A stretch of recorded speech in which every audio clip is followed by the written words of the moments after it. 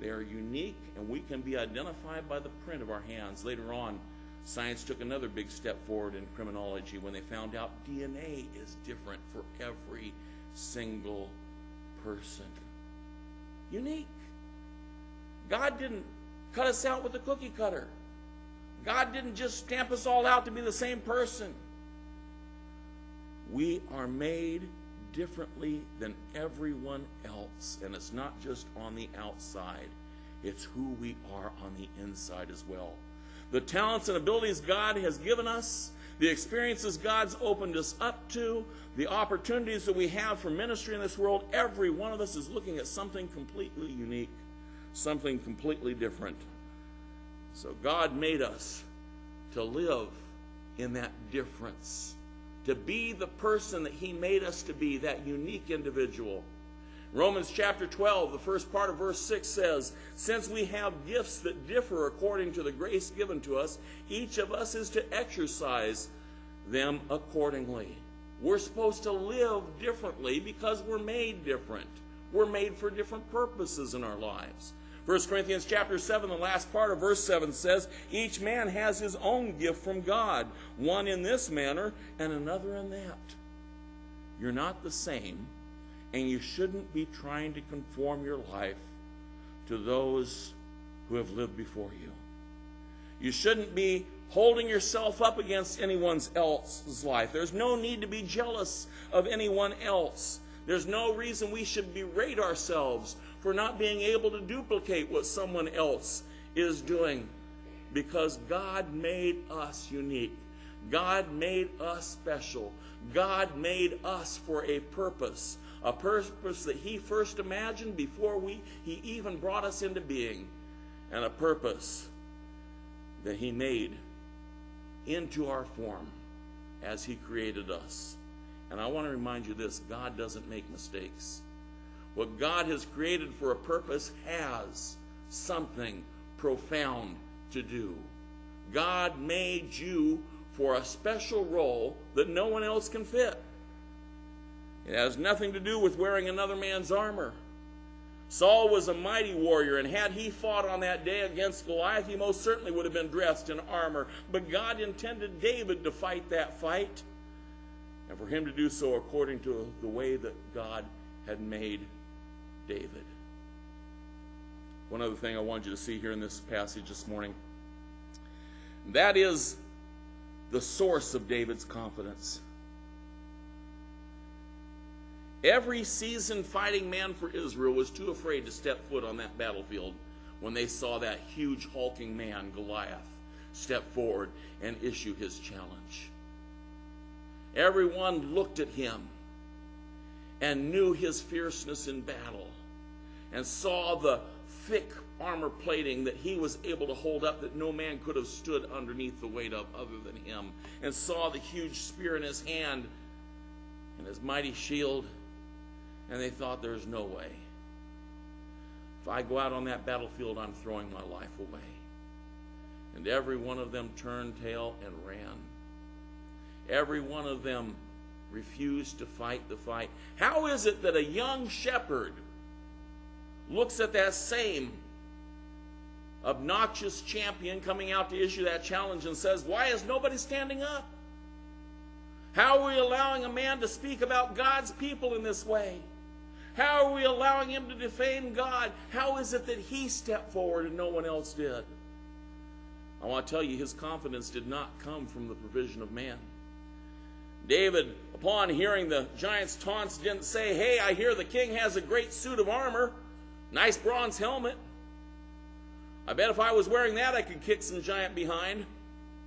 That's not what he said. It was not in superior weaponry.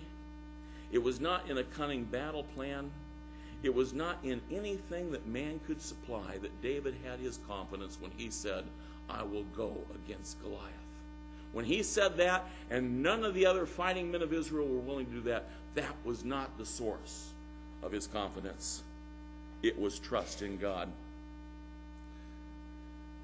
Our text says, David said, the Lord who delivered me from the paw of the lion and from the paw of the bear, he will deliver me from the hand of this Philistine. His confidence was in God's power, not man's provision, not even his own power. His confidence was that God was great enough to defeat Goliath through him. That if he was faithful to trust in God, even as a young shepherd, God could use him to defeat the mighty fighting man of the Philistines. The reason why he accepted the challenge and all the others refused the challenge had to do with the same thing, the level of faith that they had in their hearts. And David trusted God, and none of the other soldiers of Israel did. For 40 days, none of the other soldiers said, with God's help, I can do this. Only David had that kind of faith. The real power in our lives is not in what we can do in and of ourselves, but what God can do through us when we trust in him.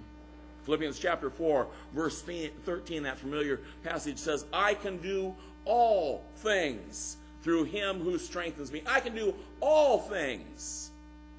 That's not bragging there, because it's not our power. I can do all things through him who strengthens me. Our strength or our weakness is not a factor other than the fact that our weakness reveals God's strength, which is the source of our victory. Young and unexperienced David revealed the power of God when he ran into battle. Yes, he ran into battle, relying only on God. 2 Corinthians chapter 12, verse 9 says, and he has said to me, my grace is sufficient for you, for power is perfected in weakness. Most gladly, therefore, I will rather boast about my weaknesses, so that the power of Christ may dwell in me. Not our power, God's power alive in our trusting hearts.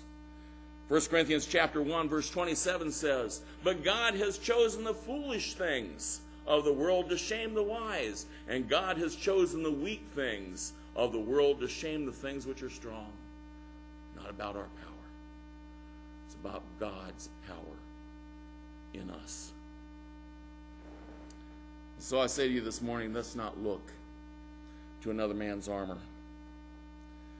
Let us seek to do what we can in the unique way that God made us.